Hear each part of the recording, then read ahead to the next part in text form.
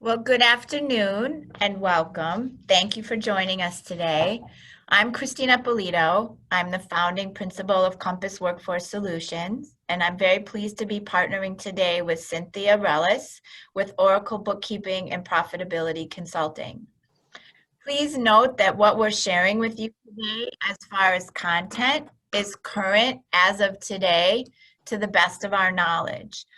As we're all aware, this is a very fluid situation, and we have to evolve our advice and guidance as further guidance is issued by the SBA and the Treasury, as well as the Department of Labor. As we go through the seminar, you can enter your questions into the chat box, and we will have time at the end to take a few questions and make ourselves available.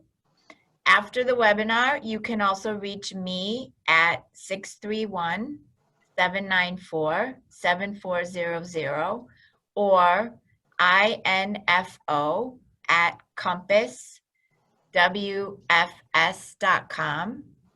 And you can reach Cynthia at 505-870-1426. The final slide will also have our email contact information, and Cynthia will be typing into the chat box our contact information so you can write it down. If you registered for the webinar, you will receive a recording, a link to a recording and access to the slides so that you'll have that for future reference.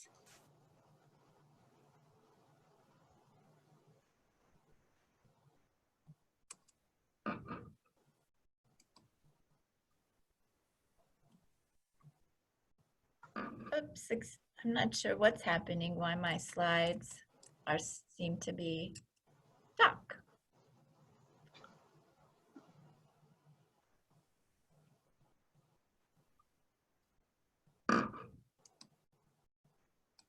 There we go. My apologies. So I'm Christina Polito. I'm the founder and principal of Compass Workforce Solutions, and I will be talking to you about Workshare programs. Cindy Rulis is also here with me today, profitability consultant and bookkeeper from Oracle Profitability Consultants. So Compass is an award-winning human resource consulting firm. We provide HR expertise to small and medium-sized businesses. Our work is focused on key areas of human resource that make a difference in business profitability, scalability, and business valuation. So we work with our clients on compliance, operational controls, dealing with workplace conflicts, and payroll preparation. We provide solutions that address obligations at the federal, state, and municipal level, and we serve clients that are headquartered in the New York metro area, and our work is also national in scope. During the COVID-19 pandemic, we've supported our clients in transitioning to remote work environments, transitioning employees to furlough or layoff, and now, fortunately, we've started returning a lot of employees back to work. We perform return to work surveys. We document processes and procedures to address employees who may test positive for COVID-19 or believe they are exposed to COVID. We manage the federal leave under FFCRA, and we also support our clients and their employees in understanding how that leave interacts with other employee benefit programs. So today, of course, Cynthia and I are adhering to social distancing requirements, and each of us is in a different location. I'm going to be presenting on Workshare programs and how they can be used in partnership with PPP loans. Cynthia is going to be specifically addressing for you the Paycheck Protection Flexibility Act and loan forgiveness. So the agenda for today is, what are Workshare programs? How does Workshare work with PPP? The PPP Flexibility Act that was passed on June 5th.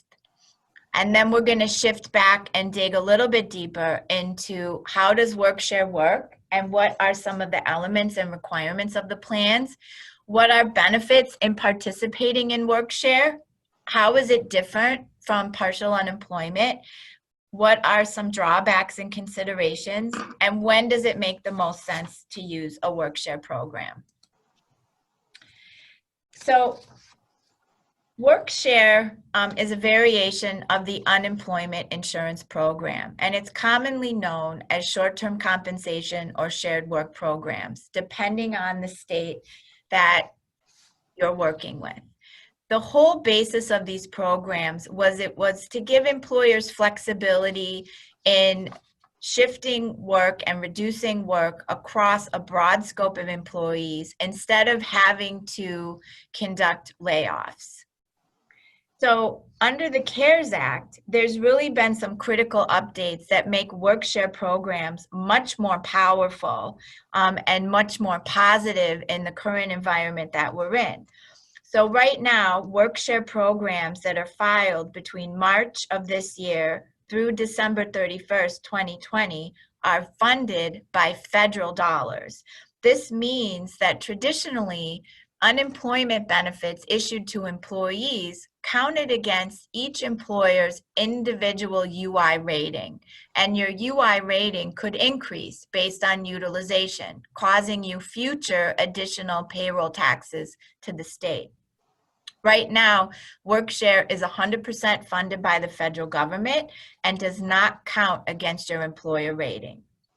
The federal pandemic unemployment assistance of $600 per week also applies to employees on Workshare programs. So now this becomes a powerful tool to draw people back to work who may have been making more on unemployment due to the additional $600 a week of pandemic unemployment assistance versus what they're making on the job. So this oftentimes is occurring to employees that make between $10 and $15 an hour because they're making more on unemployment than they are on Workshare. And also with the PPP Flexibility Act, you now have 24 weeks to use your PPP loan money versus 8. And you can now stretch your dollars out by using a Workshare program. So it really allows employees to get back to work with a higher level of benefits than what they would have made while they are on full unemployment. There are 26 states that offer Workshare programs as of May. And so on the map right here, what we're looking at is the states that you see in dark green, for example, Texas, Arizona, New York, Pennsylvania, Florida, all offer Workshare. The light-colored states do not. I know on this webinar we have folks from Arizona and Texas and possibly also New Mexico.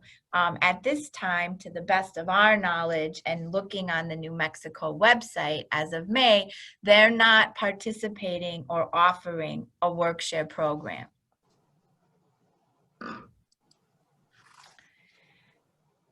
So these Workshare programs really let business owners avoid the trade-off of loan forgiveness and workers making less money at work versus what they're making on unemployment. And now, again, becomes this powerful tool to bring people back to work and supporting them in returning to work.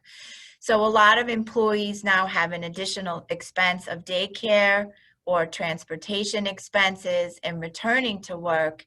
And after a period of unemployment or maybe even a salary reduction, that can be an additional burden for them. Keep in mind for PPP loan forgiveness, the maximum reduction is a 25% reduction in hours or working 75% of their schedule in order to get full loan forgiveness. So if we have employees that work a 40-hour work week, a 25% reduction is 30 hours a week. The beauty of Workshare is you have much more flexibility in designing your work week than you may have under some of the partial unemployment guidelines by the different states. So for example, some states don't allow for a 5-day work week on partial unemployment. But on Workshare, you could have an employee that's working 30 hours a week, work 6 5-hour days and still remain eligible for Workshare and possibly providing you with more flexibility to cover the needs that you have as an employer. So now we're going to move over to Cindy, because we understand that if we're going for PPP loan forgiveness, we need to be particularly sensitive and strategic in how we're spending our PPP dollars. So Cindy, I will turn it over to you to discuss with us the forgiveness. Thank you, Christine. It's a pleasure co-hosting with you on this webinar today. The information that we're providing you is highly beneficial for business owners and people that have received the PPP that would like to take advantage of the Workshare program. So the information we're giving you is quite a bit in a short amount of time, but we wanted to make sure you had everything that you needed to be able to implement the programs. To give you a little bit of background about myself, I've been an accounting professional for over 20 years with a collaborative approach to holistically support clients, and I work well with CPAs and professional advisory. From payroll and bookkeeping, P&Ls and QuickBooks, I also work setting up books and records. I help streamline the processes and ensure the business owner and their professionals all have the accurate information that they need to ensure profitability. I'm currently working with several clients in New Mexico, Arizona, New York, and New Jersey related to the PPP loan forgiveness application. And I also provide profitability consulting, which I like to call my secret sauce. I do this for various industries such as restaurants, government entities, waste management, home health care, CPA firms, and IT companies. Many of you might not be aware of what profitability consulting is, so let me give you an example so that you can get a better understanding. I actually had a restaurant client that was generating $4 million in revenue, and they were spending 50% of their revenue on payroll, which totaled $2 million. Once I compared their numbers against the industry standard and found that they should have been at 38%, which is basically 1.5 million, we found that they were spending 500,000 more than they should have been. After meeting with them and interviewing the staff, it came down to that they lacked process related to scheduling and training. So I was able to develop a simple schedule for them to monitor the hours against daily sales, which then cut the payroll down about 10%, saving them about $300,000. I've also worked extensively with other entities, including the Navajo Nation, the BIA, the NTUA, and the NHA. Now I'd like to talk a little bit about the forgiveness options that were implemented with the Flexibility Act changes that was enacted on June 5th. So on the slide here, you'll see it provides flexibility for borrowers that make it easier for forgiveness. They can go 8 weeks versus, or 24 weeks versus the 8 weeks. Borrowers now have the option to choose either or, and anyone who received their loan prior to June 5th, they have that option. Now the businesses are asking, many have asked, how do I do that? What do I need to do? Do I need to contact my bank? Actually, you don't. On the forgiveness application, there is a box that you're going to be able to check whether you want to do the 8 weeks or the 24 weeks. Any borrower who received a loan after June 5th automatically gets the 24-week covered period. You want to make note, though, on the covered period, it's not going to extend beyond 12/31. So I know that the government recently reopened the funding for everybody through August 8th. That would actually take you beyond 12/31 if you went with the 24 weeks. So you just want to keep that in mind, or if you have any clients that you're thinking about, make sure they're aware of that. Some of the things I'd like to point out related to why you might choose 8 weeks versus 24. You're going to need to maintain the FTE, which is known as the full-time equivalent, during the covered period. So if you foresee issues maintaining your payroll over 24 weeks, you may want to consider the 8 weeks. If you still have that option, we are running past that with many of the loans that have already been distributed. Many businesses have surpassed the 8 weeks, so they're going with the 24, but you do need to maintain that FTE. You don't, as Christine said, you don't want to reduce it by more than 25% on the hours and wages. Reductions will come off the total forgiveness amount, and so then the business owner is going to owe that money if there is a reduction. Now, just to give you an example, if you have an employee who makes $1,000, you know, the max that they can reduce is $250, so that gives you $750.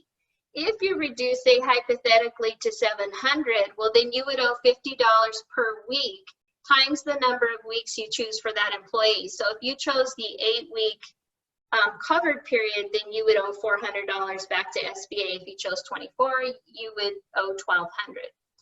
The other nice feature with this is that they're allowing you to choose 60% for payroll and 40% for rent, for mortgage interest, and for utilities.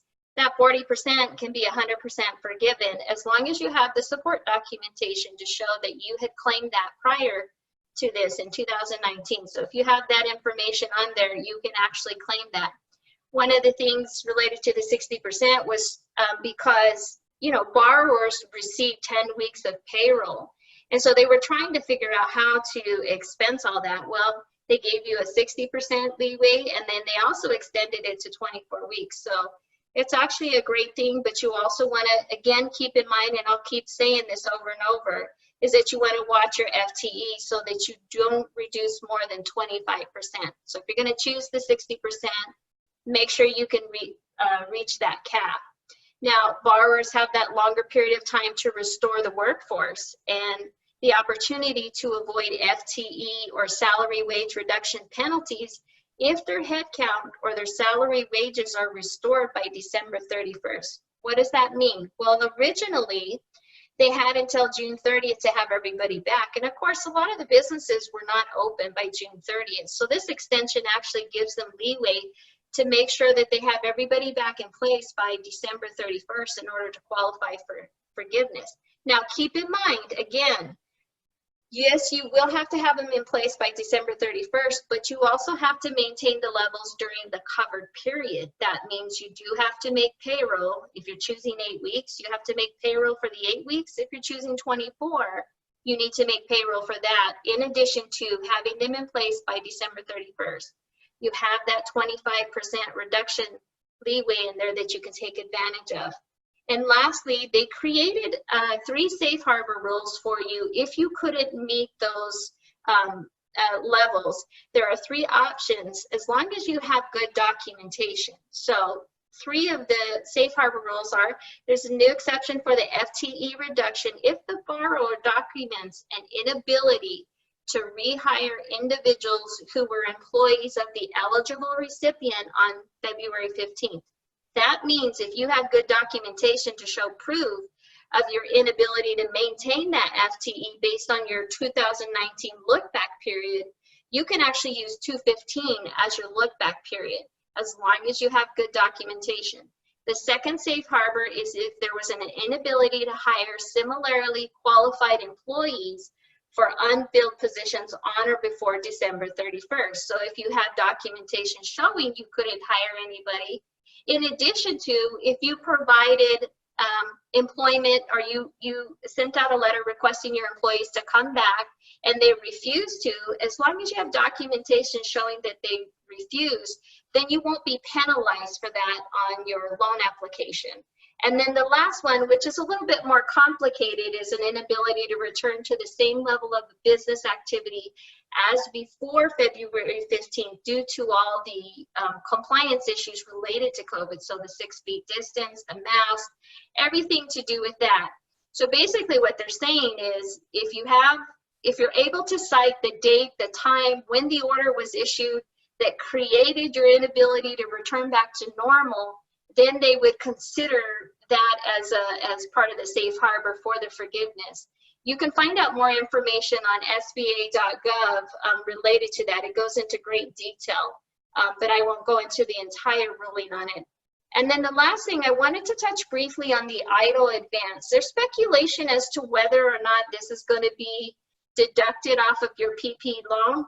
So you're going to want to talk to your banker. I've had some bankers say, yes, you know, once you apply for forgiveness and if you received an idle advance, then that's going to be deducted off of the loan and you're actually going to owe that money back. And I've talked to other bankers who say that's not true. So you definitely want to get with your banker. For those of you who may not be aware of what the idle advance is, whenever the government shut down, SBA had this red button, I believe, and everybody could click on it. You know, there was a business owner and they could apply for a $10,000 advance. As time progressed, it turned out that most businesses would get, you know, $1,000 per employee. And it was supposed to be distributed immediately within 3 days or something like that. And what's happened is most people have gotten their PPP loan, and then all of a sudden they've gotten this idle advance along with an idle loan. All of that was supposed to take place prior to. So that's still up in the air whether that advance is going to be a deductible, but it's something that you definitely want to be aware of, because you don't want to be surprised when you go to get forgiveness and all of a sudden you have an amount due based on that advance. So definitely check with your bank. My information is in the chat box, and again, it'll be at the end of the webinar. So if you have any questions, I'd be happy to answer questions. And if you want to get with me later, we can also talk about the preparation of the loan forgiveness. And with that, I'll turn it back to Christine. Thank you, Cindy. So Workshare programs are not a new concept. I mean, they're just very poorly marketed by states, and they tend to be resurrected and talked about during periods of downturn in the economy. I think the other drawback that prevented employers from using Workshare programs is, for the majority of the states, utilization of a Workshare did count against your individual unemployment insurance rating, and it could raise future payroll costs. So for some, some businesses, it was a conscious decision not to use them. So just to remind you, right now, under the CARES Act, Workshare is 100% funded by the federal government and does not count against your individual unemployment insurance rating. So, when I research a topic, I tend to be a little bit of a geek, and I like to know, when did all this happen? So actually, California back in 1978 came up with work sharing, which was named at the time short-term compensation. So this also became part of federal unemployment law in 1992. And each individual state has the option to create a Workshare program as they choose. And this promotional piece is relatively new, that's put on by John Polish of the U.S. Department of Labor. But there's two main benefits to using Workshare. One is retaining connection with your employees. Many employers have invested a large amount of money in onboarding, training, skill development, and really do want to retain the employees that are performing well. Also, to ease the financial impact of any type of economic crisis on the business and the employee, and be ready to rapidly re-engage. So for some companies, orders will start to come in very quickly. And the benefit of Workshare is you can actually change your program on a weekly basis. So you can change people's reductions in hours week to week. And if you need to bring them back to a 40-hour work week, you can. This is a tremendous benefit if you are uncertain about the future of the operating environment, because once you lay someone off, it can take days or even, a couple of weeks to bring them back to work and get them fully back on board. So how do these programs work? Well, in all the states that offer Workshare, whether on a permanent basis or a temporary one, so right now, the federal government, again, is covering benefits under Workshare. But you do need to file your plan in advance. For some states, it's very simple. In New York State, you can file a plan online and get approval in less than 24 hours. For other states, it's a little bit more complicated. And I'm going to walk you through some specific examples of Arizona and Texas, just based on the folks that registered for the call. But one of the beauties of this program is there's a range of reduction. So generally it's 10% to 60% of a reduction in pay. You may be able to use this for part-time and full-time employees.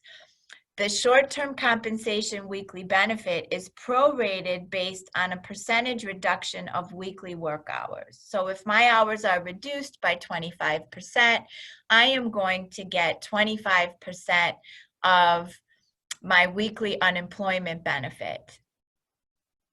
So, and employees no longer have to be actively seeking work to be eligible. There is also no weekly cap on the amount of earnings an employee can make. So if you have higher paid employees that are typically even, on a 50% reduction, maybe making more than the allowable amount under partial unemployment, they can still participate in Workshare. And some states are allowing officers to also participate in Workshare during this challenging time. So I'm going to walk you through now some real life examples of how this impacts an employee so that you can see the power of Workshare.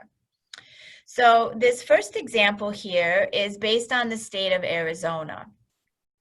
So I've contrasted two employees. One, so the first one is an hourly employee. They earn $20 an hour. They work 40 hours a week and they make $800 a week.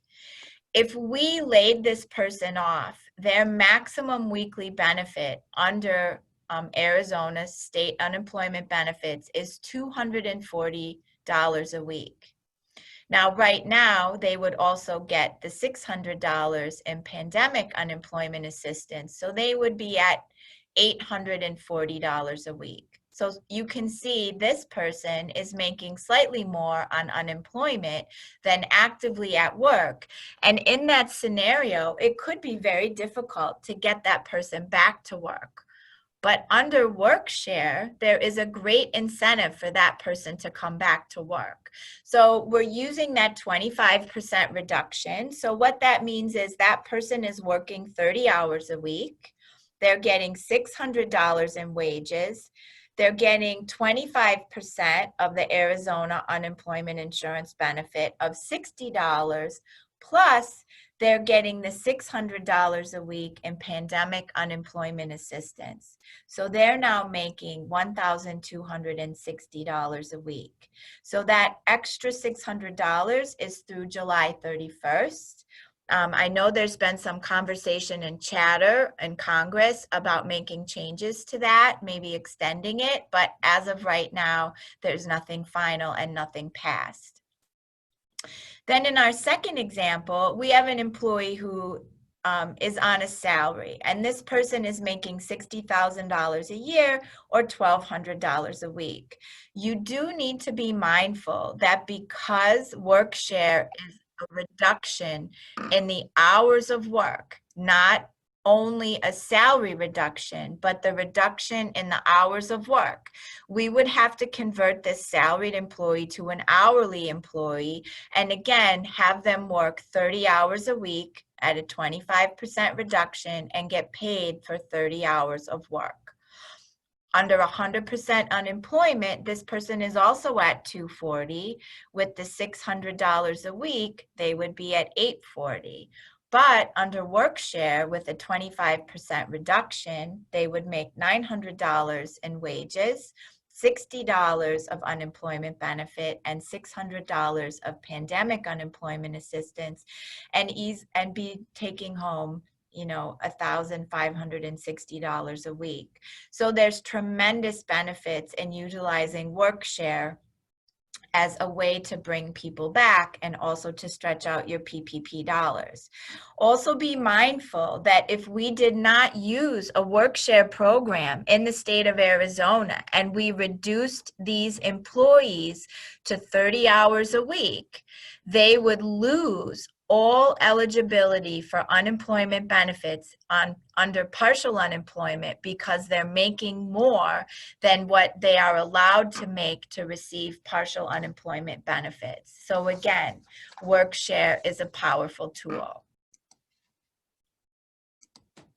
I am now taking us to an example for Texas. What this also highlights is each state dramatically varies in the weekly amount of unemployment insurance benefits available. So Texas, the maximum benefit available is $521 a week, very different than Arizona. Each state in the United States is dramatically different. Florida is also very low at $275. New York is at $504. New Jersey is at $712. So as you can see, the state that you're in also dramatically impacts your Workshare program. So we're going to take that same hourly employee who's been, 100% unemployed, only getting $416 a week. If we added in the $600 in wages, they would be making $1,016 a week. Again, it would be, possible that that employee making more on unemployment would really not want to come back to work and make less. So with Workshare, they would get $600 in wages, $104 of unemployment benefit, $600 in pandemic unemployment compensation, and at $1,304 a week. We're going to take our same salaried employee, right? This person, again, same salary, $60,000 a year, $1,200 a week. Their maximum unemployment benefit would be $521. With the pandemic unemployment assistance, that person would be making $1,121 a week, but on Workshare, they are making $1,630.25. So again, this would be another scenario where it may be hard to get the person back to work, making less than what they would be making with the enhanced benefits. Also understand in Texas, if we utilized partial unemployment, which would be earning, up to a maximum of 125% of the weekly benefit, they would both exceed by their wages that amount. And if you're not eligible for unemployment, you are also not eligible for the pandemic unemployment assistance. So the way the PUA works is if you're eligible for $1 of state unemployment benefits, you are eligible for the entire amount of the pandemic unemployment assistance. So it's important, as you can see, again, with partial unemployment, these employees really do lose out. Now, what are some of the typical requirements of Workshare? Now, these are kind of, every state has their nuances, but overall, these are some of the broad requirements. So the state wants you to create a unit. This could be by job title. This could be by department. You create employees in groups. Plans can be approved for 26 to 52 weeks, and all the plans have the ability to renew and extend them. Minimum work hour reduction is 10% up to a maximum of 60%. So when you reduce someone 60%, usually each day of the work week is 20%, right? If we're working a 5-day week, you could actually have people working 2 days a week, as little as 2 days a week, and utilize a Workshare. You have to have a minimum of 2 employees that are in an affected unit or in a group. So if you are very small, maybe only 4 employees, you could, you have to look and see, is Workshare really an option? Employers are also required to maintain group health benefits or retirement benefits to people that are in the program. Keep in mind, with some retirement benefits, contributions are based on base salary, or employer contributions are based on a match. So oftentimes, the burden of a retirement benefit is slightly reduced just by the nature of the benefit itself. And you can require employees to continue to make their contributions to health benefits through payroll as always. If you have a union, you need explicit permission of the union representatives, and many of the state applications require a sign-off or their acknowledgement.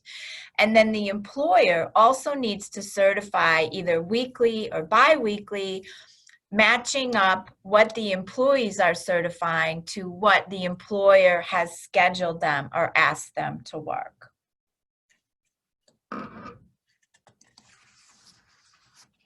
So when you're thinking about designing a Workshare plan, you need to think about, there's some preparation time, you know, how many employees are going to be in an affected unit. So if you want to create, for example, customer service as a department, how many people are in that unit? You also are going to have to provide an estimate of the number of employees that would not be laid off if a Workshare program is implemented. So that's also a question on the application. They, you know, the states want to understand how many people are not being laid off as a result of using Workshare. And, you know, that could be as simple as saying, okay, if I'm reducing 4 people by 25%, I'm saving 1 full-time job. They're relying on you as the employer to come up with that estimation. There's really no hard and fast rules. How many hours a week are you going to reduce in the employee schedule? Generally, employees need to be notified in advance, even if it's just the day before, because they will have to be, you know their schedule and also be certifying. And then a statement that benefits will continue needs to be provided. I mean, generally as a best practice, as HR professionals, we always advise that communications be provided in writing. You know, as you can imagine, it's oftentimes dramatic for employees to learn that there's going to be a change in their status or their work hours because it impacts their compensation and their families. So putting information in writing and maybe creating an example, like one of the illustrations that I shared with you, really allays the fears of the employee and helps to demonstrate that you care about them, that you support them, and that this is really a plan that benefits everyone, particularly when employees understand that they're preventing layoffs amongst the work environment.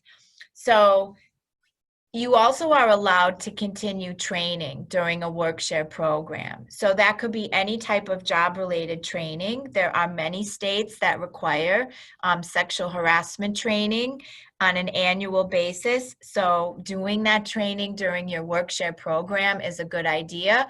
Also, right now, everyone is training their employees in proper use of personal protective equipment, hand washing, how to wear a mask, you know, all of the precautions that must go into returning to work. And so that training also does count towards the training requirement for your Workshare program. So you're already, basically what I'm saying is you're already doing this training. There's probably not going to be additional expense incurred to do this.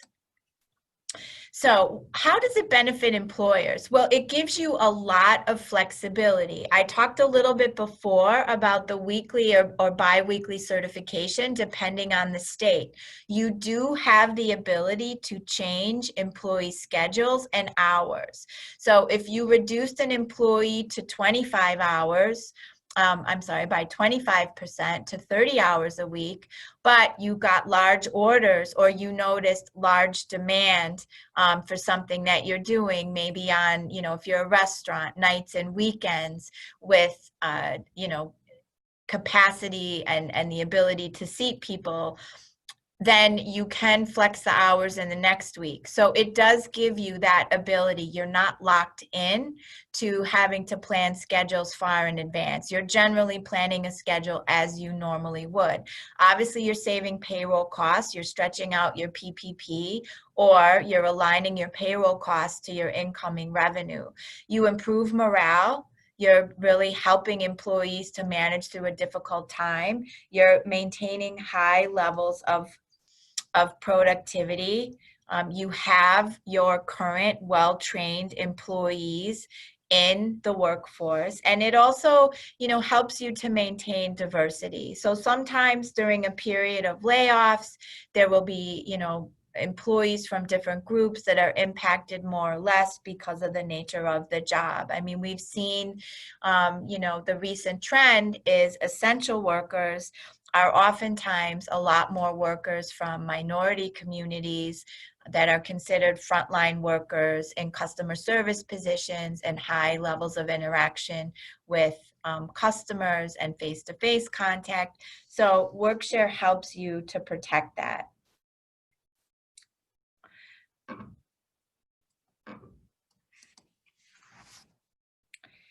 So what are the benefits to employees? Well, obviously, keeping employees on the job, at least for some amount of time during a downturn is particularly beneficial. There's a lot of psychological stress that occurs when people are separated from those that they're very familiar with. There's that loss of routine. I think all of us have kind of experienced feelings of isolation in having to work remotely or work from home and not have the same level of interaction. It's very hard for people to be completely removed from their work environment. They have friends, they have relationships. So keeping people working and focused has a huge psychological and health benefit to them. We know more about the virus, we know more about safety, we have a lot of guidelines to tell us what is safe and what's not safe. It also preserves, more of their income. It's particularly hard for people to lose 100% of their income. As we just saw with Arizona and Texas, when someone's on 100% unemployment, that doesn't necessarily make up for all of their lost wages. And again, that pandemic unemployment assistance is ending July 31st, and partial unemployment oftentimes leaves employees with no benefits at all. Employees don't need to look for another job. They're going to maintain, their engagement and their connection with their current employer. They're going to keep their skills up, whether it's on customer service or computers or new pieces of equipment or how to use PPE. And there's even the opportunity maybe to upgrade their skills and make them more marketable. If you're shifting your business and how you deliver, now all of the employees are shifting and learning with you, and you're not going to have to reorient them back to massive changes in the work environment. So we've talked about the positives. What are some things that could potentially be negatives with Workshare? So there is complexity when operating across multiple states. I have a client that we're supporting right now who is a wholesale travel company. They operate in California, Florida, Texas, and New York. Now, there's not enough people in Texas for us to have a Workshare program in Texas. New York was very straightforward. We put together our application and we were approved in less than 24 hours. Right now, we're struggling a bit with California. California requires that you mail in your application, and there's a customer service line to call, but you can only leave a message. There's no one answering it, and they are going to call us back. Florida, we're having similar challenges. So, and you can have different rules, different certification rules, different percentage of decrease rules, different levels of advance notice. California is very specific in their advance notice requirements. Other states, not so much. They're just saying advance notice. And to me, then advance notice would just be the day prior. There's the complexities with your exempt employees. So you do need to be mindful. Most states, if they're having a salary basis test that's higher than federal law, you need to be mindful if you're going to go below that salary basis, you really are converting these employees to hourly during the period of Workshare. So tracking that, converting them in payroll, now having them maybe punch in and punch out when they weren't used to that before, it's a little bit of a change for them. You know, we're cautious always to say that costs may not go down.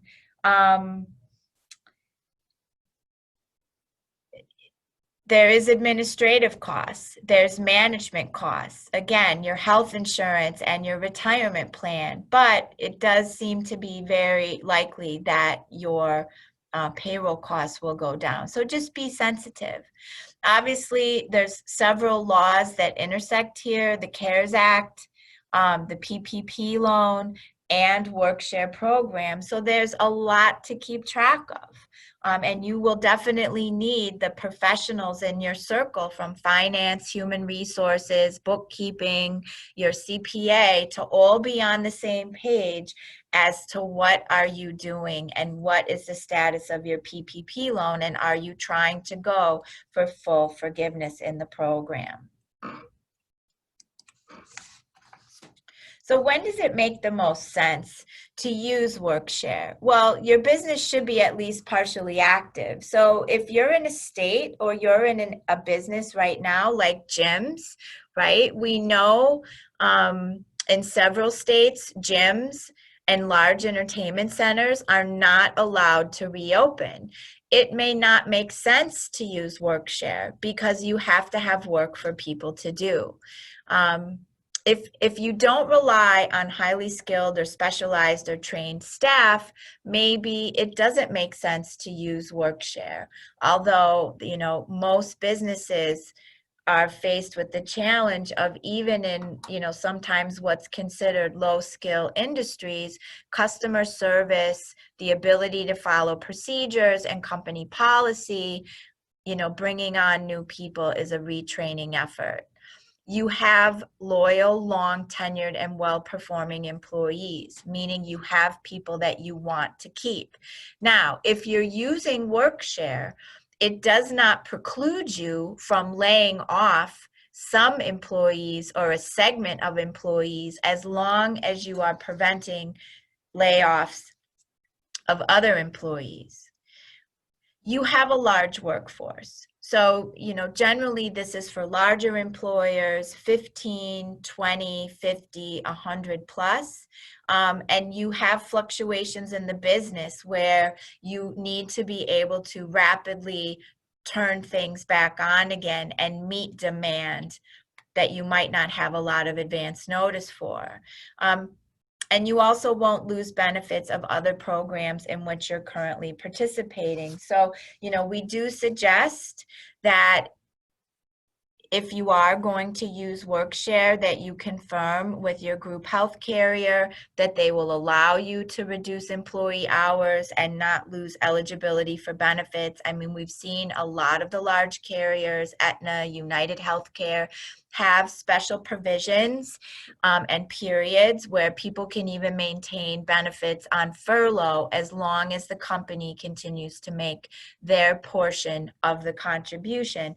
But it's, you know, it's always advisable to confirm in advance. You certainly don't want to jeopardize any of those programs. And so with that, that's the overview that we have. We have about 12 minutes to take questions. So if you have a question and you haven't yet answered it or entered it into the chat box, please do so. We'd love to be able to help you while we're on the call today as much as possible.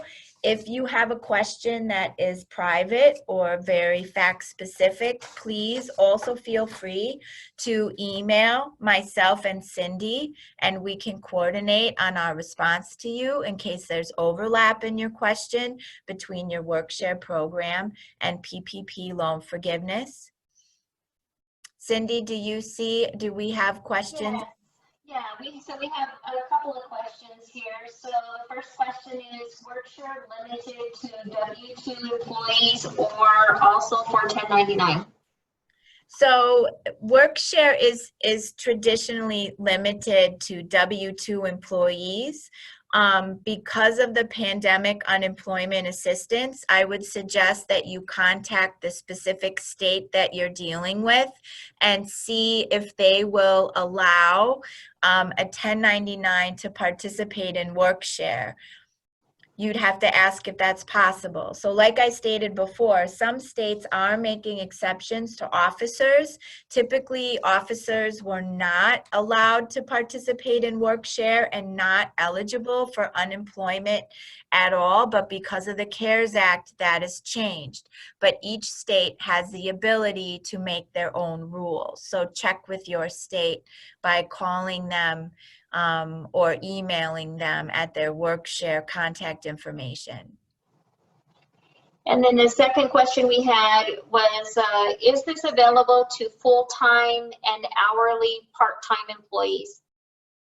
Yes, so Workshare is definitely available to full-time employees.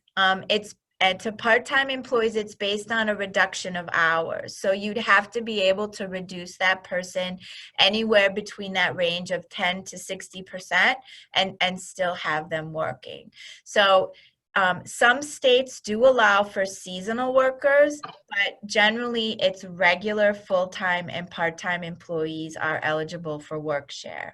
And if you have a specific state that you want us to help you with, certainly you can email us and we will help you find the correct information for your state.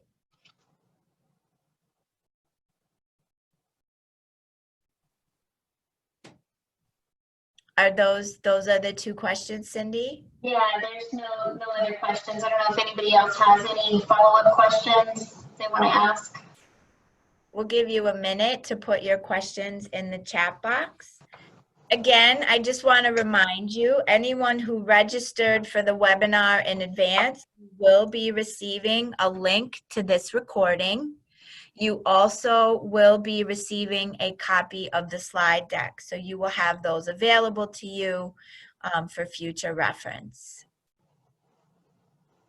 Is that it with the question, Cindy? Yes.